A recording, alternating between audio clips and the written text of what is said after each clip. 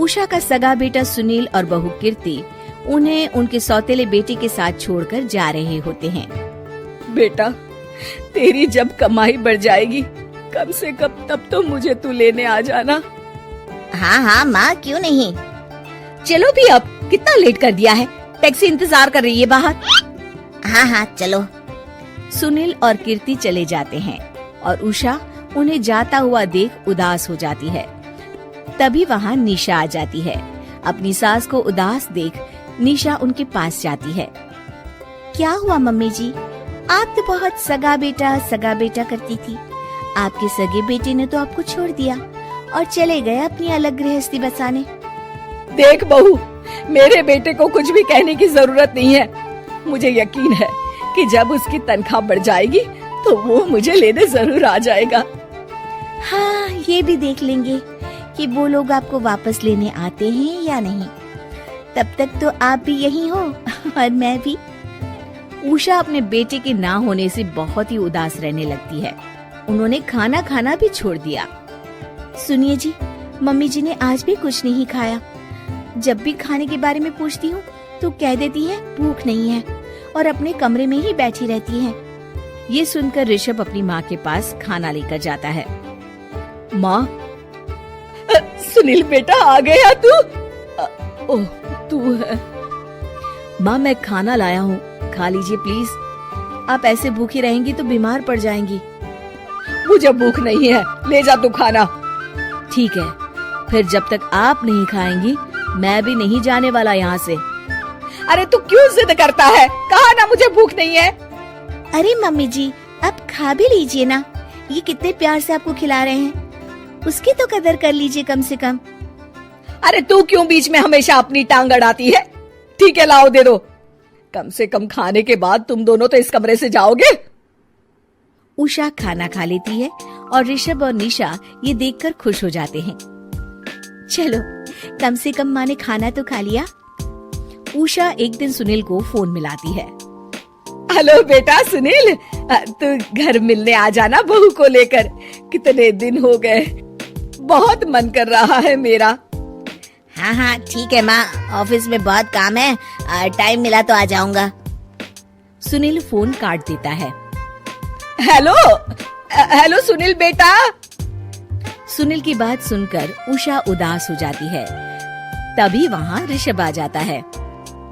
माँ, ये देखो, मैं जलेबी लाया हूँ तुम्हारे लिए, तुम्हें बहुत पसंद है ना? उषा जलेबी देखकर बहुत खुश हो जाती है। अरे वाह, जलेबी ला दे। उषा जलेबियाँ खा रही होती है और ऋषभ अपने कमरे में चला जाता है। देखा मम्मी जी, आपका ये कितना ख्याल रखते हैं, और प्यार सगे और सौतेले से नहीं आका जा सकता। आपको उदास देखकर ये आपके लिए तुरंत जलेबी ले आए, यही तो प्यार होता है। ये कहकर निशा वहाँ से चली जाती है और उषा सोचने लगती है, शायद तू ठीक कह रही है बहू। उषा देखती है कि ऋषभ उसका बहुत ख्याल रखता है और उसे उसकी गलती का एहसास होने लगता है। एक दिन सुनील और कीर्ति घर पर आते हैं। उषा उन्हें देखकर खुश हो जाती है। और माँ, कैसी हो? अरे बहुत अच्छी हूँ। ऋषभ और बहू मेरा बहुत ख्याल रखते हैं। वैसे मुझे नहीं लगा था कि तू आएगा बहू के साथ।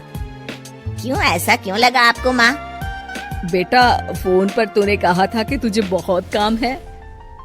हाँ माँ, पर मुझे ये भी तो पता था ना कि मेरी माँ इंतजार कर रही होगी मेरा। ना बेटा ना, मैं तो इंतजार नहीं कर रही थी, मैंने तो उम्मीद ही छोड़ दी थी। सुनील को ये देखकर अजीब लग रहा होता है कि उसकी माँ ऋषभ से अब बहुत अच्छे से बात कर रही होती है और उसके आने की उनको कोई खास खुशी भी नहीं होती है।